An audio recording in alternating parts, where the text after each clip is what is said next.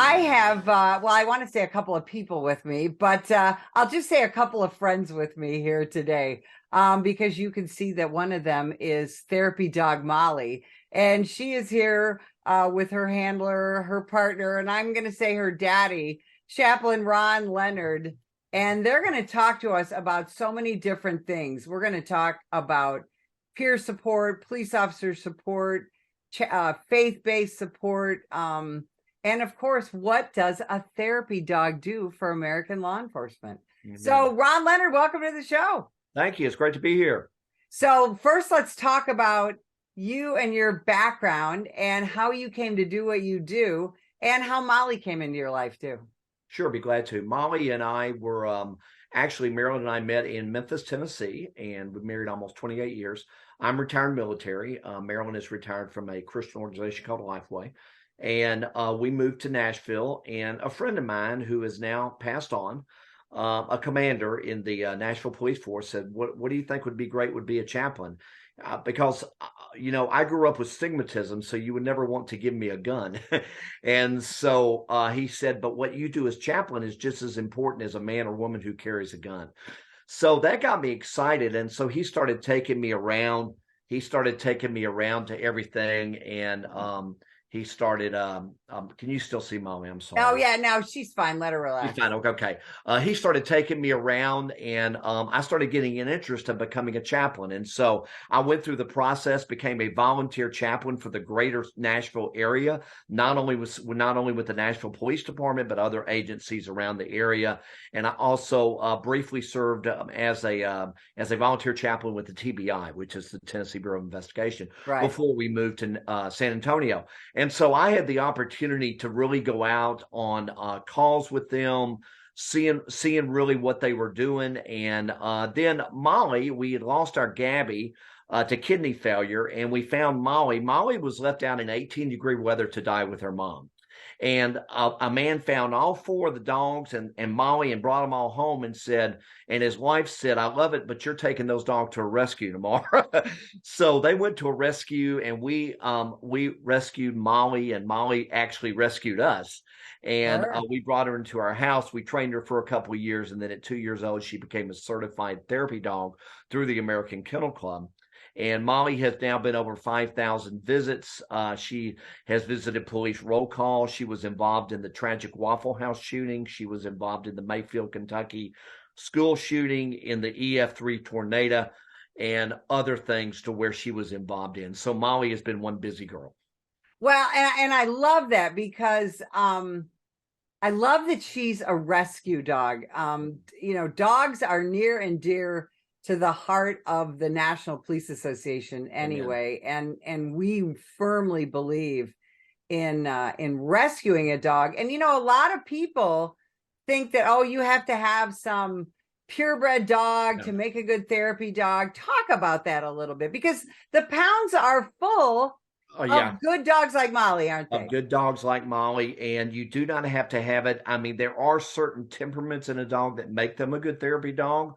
But I met one dog in the years that I've been around. I met one dog who was a pit bull, who was a wonderful therapy dog.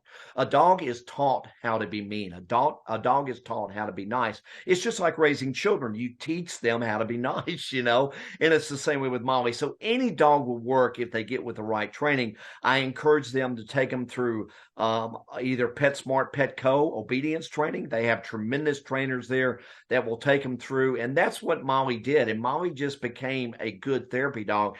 I kid around with people. I say God trained her. We didn't. And so, because Molly is just super, super good with people. And any dog will work. Yeah, you just have to be committed to that dog, to willing to take them through the training so they can be a good therapy dog. So what does a therapy dog have to learn to be certified by the American Kennel Club as a therapy dog?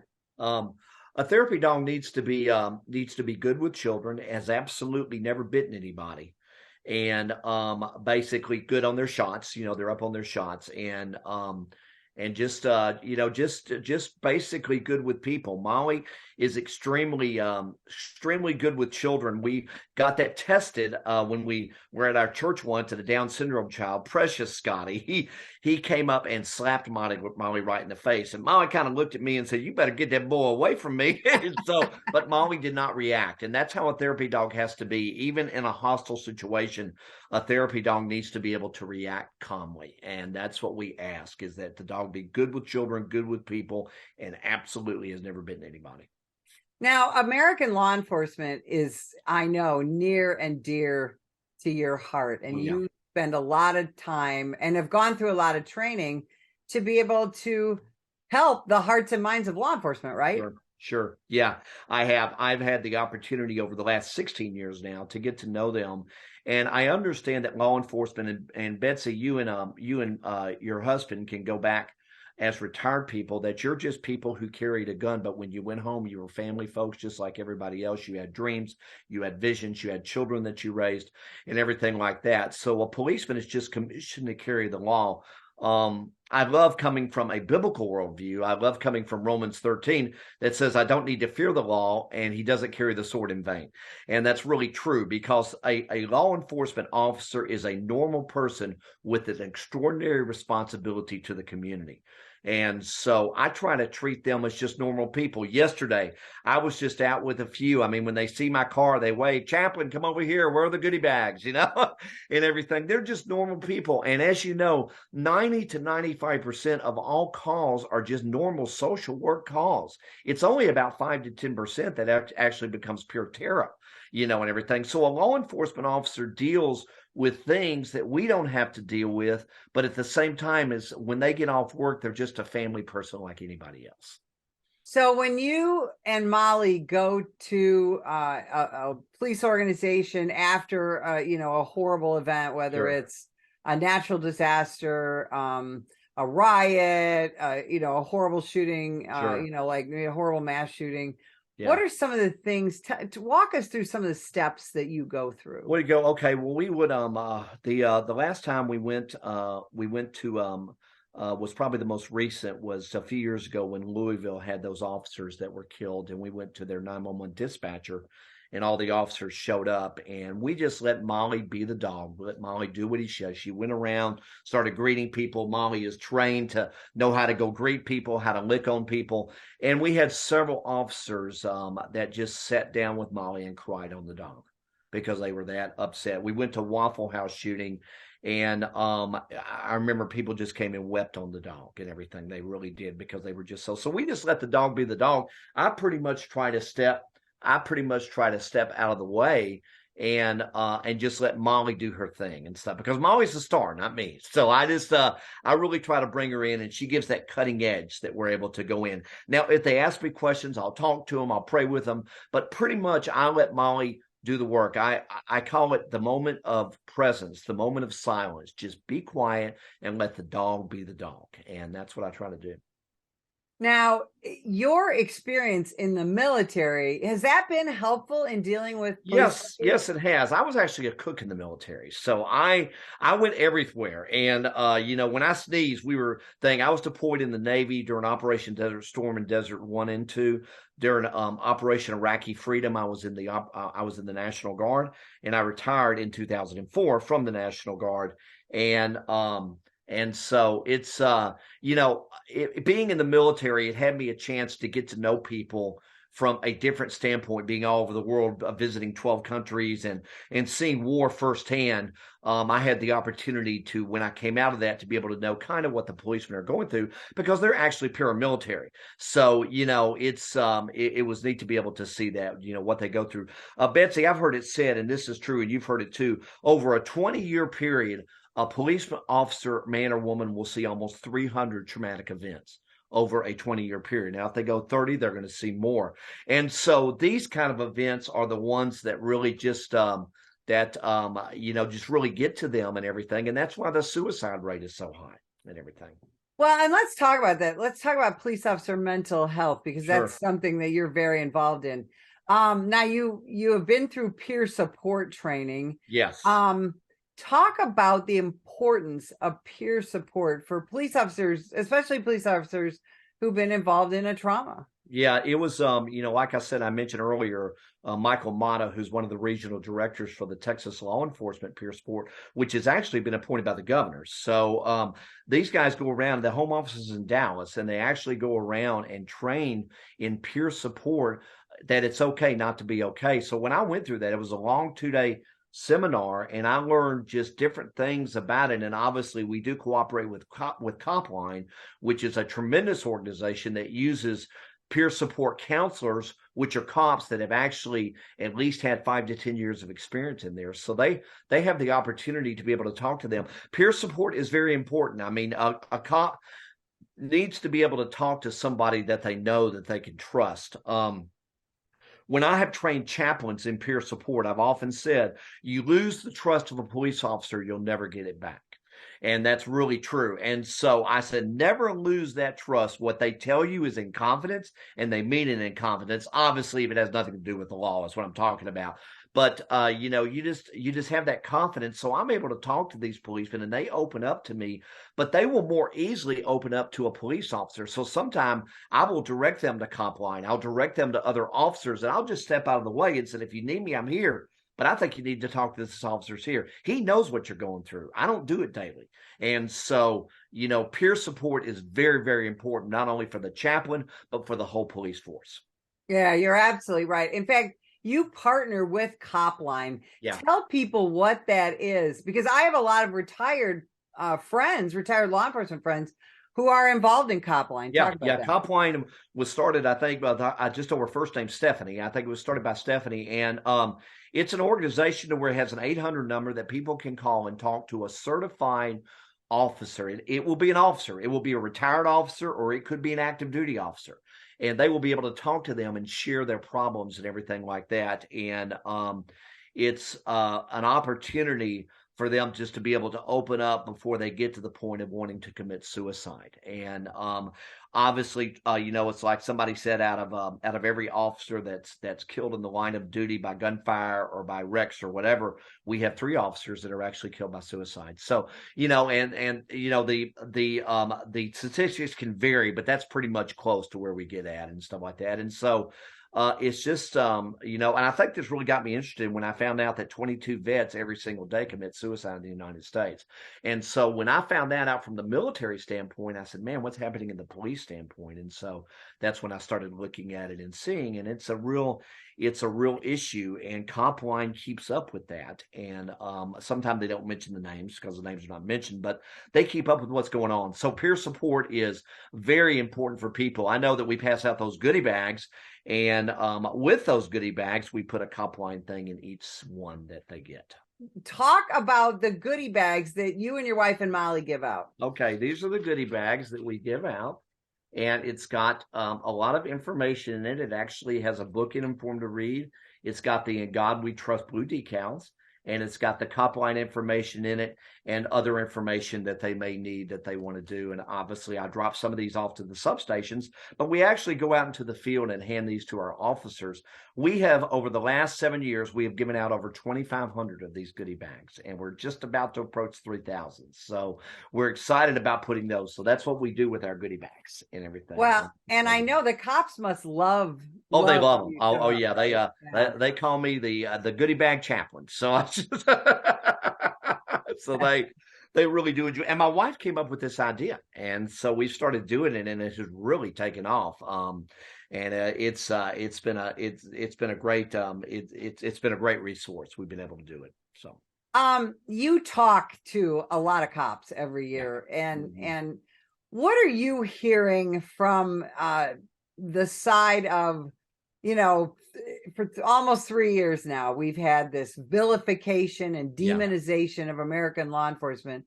What are you hearing from the boots on the ground cops that you deal with about that? Well, what I'm hearing is obviously they're frustrated. In San Antonio, we're very fortunate to have a strong community that loves our police officers here for the most part. But they do get on calls to where they're being filmed, the First Amendment rights and different things like that. And it frustrates them because they're just doing their job. I mean, as you know, as a police officer, when you were a police officer, I think in Illinois, it was to the point a cop shall do this, and others a cop has to do this. And when it comes to warrants and everything like that, they're going to jail. I mean, that's just the way it is. And people don't understand, why can't you just let me go? Well, I am not going to sacrifice my job for you to be able to get out of jail. I'm not going to do it, because if I don't take you to jail, I'll get fired. So, their frustration is that that they arrest people and they get in the court, and nothing actually happens to them and everything like that. We had a case here to where that a San Antonio person ran over an ISD officer, and he was charged with capital murder. It got pleaded down to assault in 15 years. So, we're just looking at things like that, and that frustrates these cops and everything. And that's why you're losing so many. That's why you don't have 100%. So the boots on the ground would be that we just need the justice system to support us for what we do. When we arrest people, they need to go to jail. We didn't arrest them for no reason whatsoever. And that as a sergeant, that as a retired sergeant, and so the boots on the ground, I think, would be frustration more than anything else. But these kind of goodie bags and everything, it really lifts their spirit. They say, there are people out there that care, and my wife and I are committed to do this for the rest of our lives. So. Yeah, that's so fantastic that really you were just two citizens and a dog who decided to really get involved and do something. How difficult was it if somebody's watching this and they're in, North Carolina or Alaska or Hawaii or whatever, far away from Texas? What do you recommend for them to do if they want to do something for their local law enforcement? I would just tell them just to get involved and do something. I don't know what really the landscape of what they could do, but I would say get the goodie bags, get the In God We Trust blue decals. You can Google it on OS, and they'll send it to you absolutely free. And you can get these and pass it out. My wife and I make homemade treats. We work with restaurants in the San Antonio area to feed our law enforcement officers. I'm scheduled to feed one next week. And we work with different organizations to do that, especially when an officer is injured. Now, you should do it all the time, but we just had a sergeant that was hit by a drunk driver, and he's still recovering from spine surgery and everything else. And what I did is I concentrated on that substation. In some places they're called precincts. I concentrated on that substation and made sure that we took the goodie bags, the meals, and the homemade treats to them, to let them know we care during that point in their lives and everything like that. Because these officers are affected when one of their own get hurt or get killed. People don't understand how much it affects them. And, so we'll do that. So that's what I encourage people to do, to make homemade treats, to make goodie bags, to take resources like the God and Trust decals and different things like that. Just get involved and do something. Talk about what you as a citizen and as a chaplain think that police leadership needs to do to really support their officers in this current atmosphere. Yeah, we need to have the backing of the leadership, and that comes from the mayor on down and the city council on down, but particularly responding to the police leadership would be chief, assistant chief, command chief, and different ones like that. They need to back their officers in. Now, I understand there are some cases where they cannot back their officers, and that's understood. An officer makes a terrible mistake and he pays the consequences for it. But I would say that's less than 1%. Everybody out there is doing their job, and they need to back the police. We're fortunate here in San Antonio to have pretty much the San Antonio PD and everything else. They really do back their police officers a lot. We've got a great leadership team here. And they do. And so I just say the leadership just needs to back their officers and also give them the training that's needed to be able to do it. A good friend of mine, and I don't mind mentioning his name, Ernie Stevens, who's with the Crisis Cops. And you probably know Ernie and Joseph very well, that made that movie, The Crisis Cops. Mm-hmm. And Ernie has said that, we spend so many hours training them how to shoot a gun that they may never shoot. And we don't train them enough on mental health that they'll deal 1 out of 4 calls. So we need to train them that they are going to run into mental health calls. That's a given. We're seeing 1 out of 4, and the police said, I'm being too conservative on that.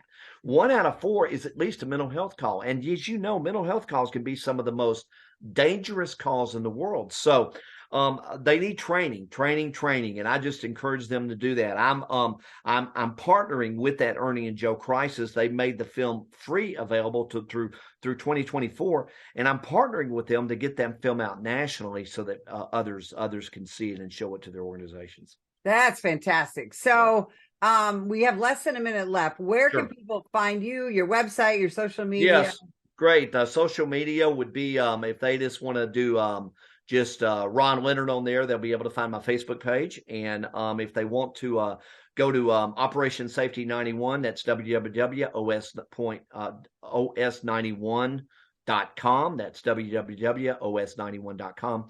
And they can go to Operation Safety 91. And all those resources in that are free.